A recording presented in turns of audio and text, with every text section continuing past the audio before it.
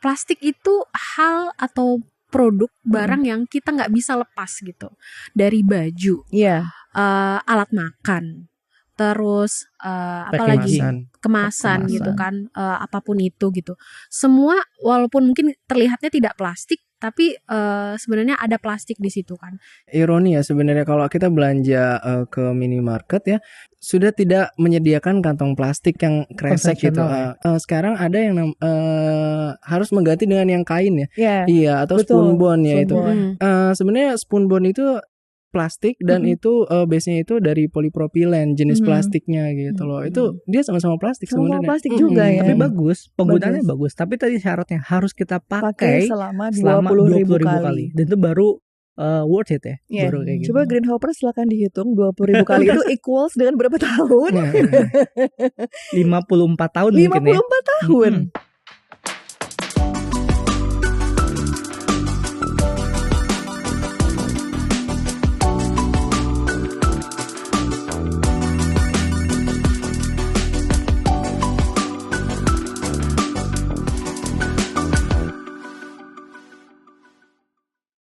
Hai Greenhoppers, selamat datang di Bistik, bincang asik soal plastik. Dan di sini kita tuh akan banyak sekali ngobrolin soal keseimbangan hidup ya.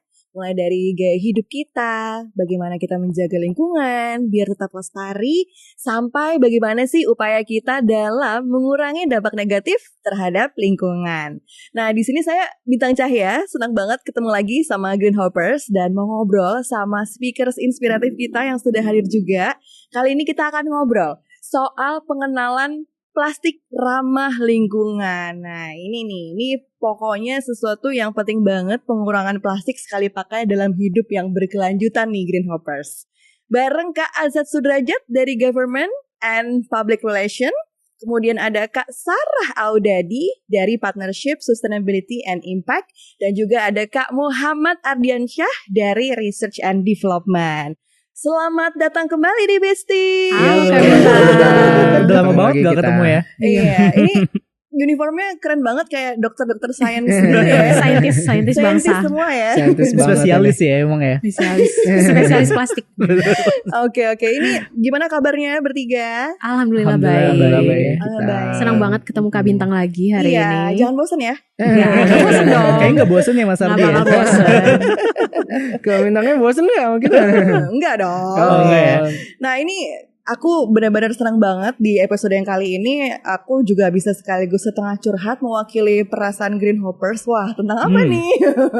Kegelisahan tentang plastik ya gitu. Jadi ini kalau aku mencoba mengutip dari data, nanti tolong dibenerin ya kalau misalnya ternyata aku ada salah di sini.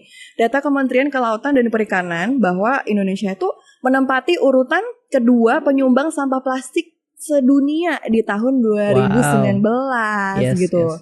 Bener gak sih? Sebenarnya di tahun 2023 ini udah rilis data terbaru ya Sarah ya. Oke. Jadi Indonesia hari ini turun peringkatnya menjadi nomor 5. Nomor 5. Luar biasa kan? Indonesia. Iya. Itu apa artinya? Apakah plastik berarti udah mulai berkurang peredarannya di masyarakat? Iya. Atau justru ada hal baru lain yang harus kita tahu nih? Ya artinya kerja-kerja kita, kolaborasi kita ternyata berhasil untuk mengurangi sampah plastik terutamanya di laut ya. Tapi memang kalau misalnya kita bicara soal sampah laut itu tidak sesederhana apa yang kita pikirkan karena nanti ada arus laut, ada ini sumber sampah plastiknya yang ada di laut di mana saja itu kayak gitu ya. Tapi yang paling utama sih berarti upaya pemerintah, upaya kita semua tuh untuk mencegah sampah itu bocor ke laut itu sudah mulai meningkat signifikan gitu. Ya.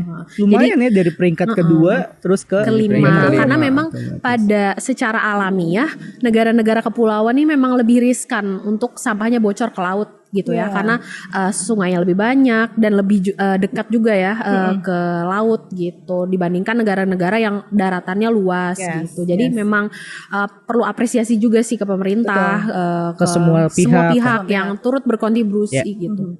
Ini kayaknya turun peringkat yang menyenangkan ya. Menyenangkan ya. Tetap kita harus selebrasi sedikit. Iya, mudah-mudahan semakin turun dan semakin turun yang paling terakhir deh kalau boleh ya. Iya boleh. Iya. Harus ya. Harus. Nah ini ada yang unik juga gitu ya. Jadi beberapa waktu lalu kalau aku belanja di minimarket gitu ya, biasanya kan kita dikasihnya itu yang tas kertas itu ya. Kalau kita belanja pakai ojol-ojol itu loh. Iya. Tapi kemarin pas datang ke rumah itu kemasannya sekarang bukan kertas-kertas lagi, tapi balik ke plastik lagi. Terus aku sempat yang kayak skeptis gitu ya.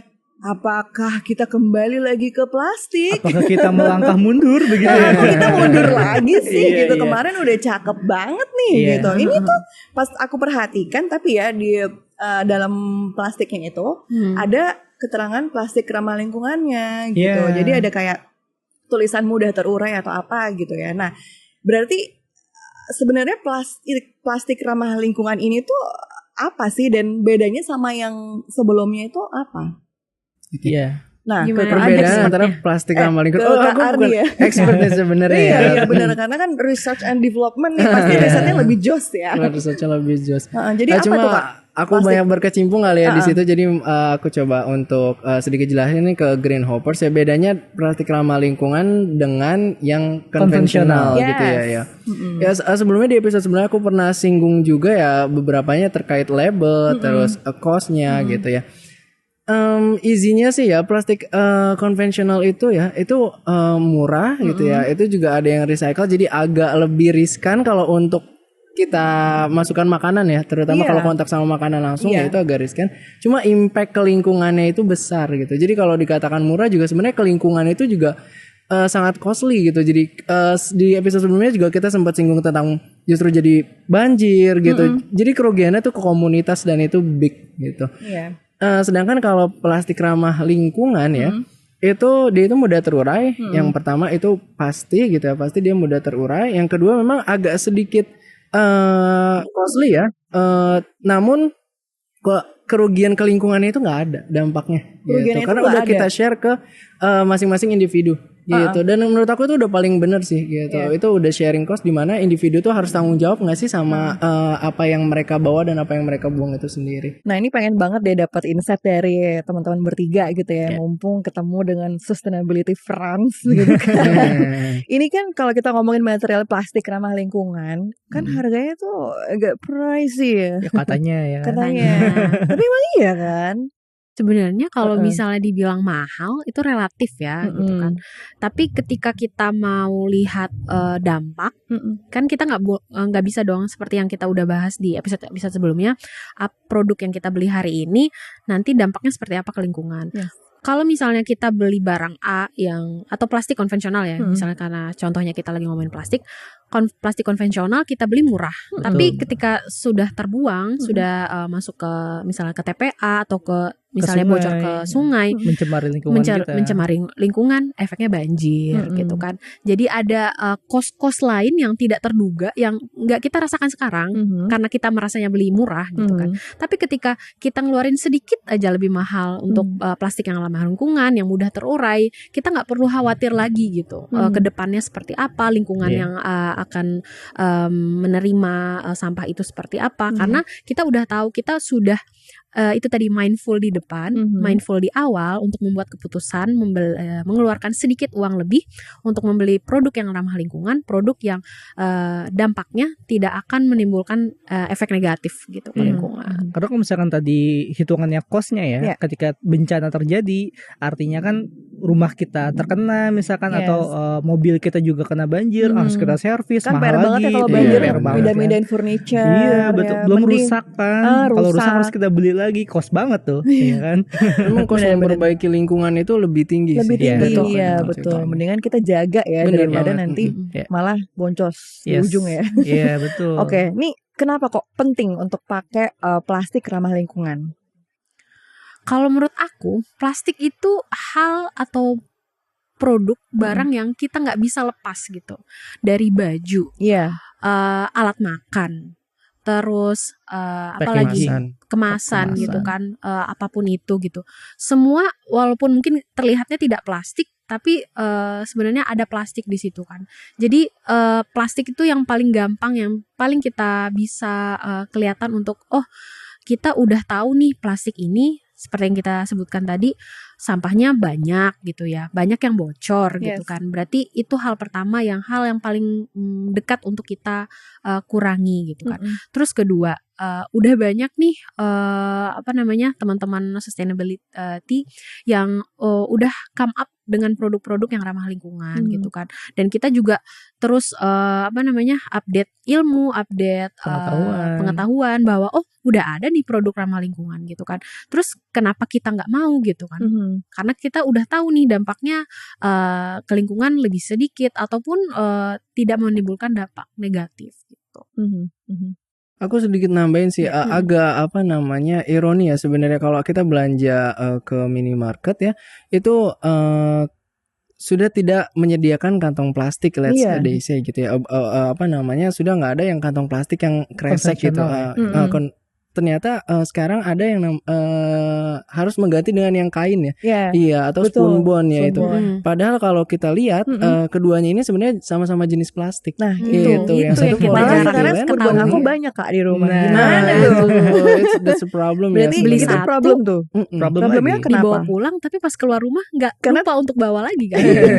Padahal spunbon tuh kalau misalkan kita lihat dari cara pakainya atau lama pemakaiannya itu harus mencapai 20.000 kali baru setara dengan kos lingkungan yang harus kita bayarkan. Waduh, 20.000 20.000 kali. Dan mesti diingat sama green hoppers juga ya. Jadi sebenarnya spunbon itu plastik dan itu base-nya itu dari polipropilen, jenis plastiknya gitu loh. Itu dia sama-sama plastik Sama-sama sebenarnya. plastik juga ya. Tapi bagus, penggunaannya bagus. Tapi tadi syaratnya harus kita pakai selama 20.000 20.000 kali. Dan itu baru worth it ya. Yeah. Baru kayak gitu. Coba green hopper silakan dihitung 20.000 kali itu equals dengan berapa tahun? 54 tahun 54 mungkin ya. tahun. Oke, sekarang saya umur 19 kan tadi ya. 20. Apakah kita masih hidup? Artinya satu spunbon harus kita pakai dari hari ini sampai kita pensiun ya. Satu Bener. tuh. Udah gitu kalau dapat spunbon robek dikit pasti dibuang nggak sih? Males. Ya kan? Dan kalau menurut aku juga ya sebenarnya kalau habit kita udah terbiasa ya, sebenarnya plastik yang kita bilang kresek itu sebenarnya sama bisa kita gunakan berkali-kali juga gitu. Iya, Let's say kalau misalnya kita bandingkan compare dengan yang peralihan dari kantong kresek ke spunbon gitu, itu tinggal di kitanya aja tinggal gitu. kitanya aja pakai itu Sebenarnya itu berkali-kali. bukan solusi sih kalau menurut aku. Solusi. Solusinya itu adalah ramah Yeah. plastik Ramah. ramah lingkungan. Plastik kalau ramah menurut aku. lingkungan, Itu the oke. only solution. Oke, so kalau gitu gimana penggunaan si plastik ramah lingkungan ini tuh bisa bantu mengurangi sampah plastik? Iya. Jadi kita percaya memang ketika kita bicaranya sampah plastik nggak ada solusi yang satu-satunya. Reusable atau spunbon bagus harus kita gunakan untuk mengurangi timbulan sampah plastik gitu ya. Tapi ada mungkin jenis-jenis plastik atau aplikasi lain yang mungkin tidak bisa pakai spunbon, misalkan kita kan nggak mungkin beli daging basah terus kita masukin spunbon.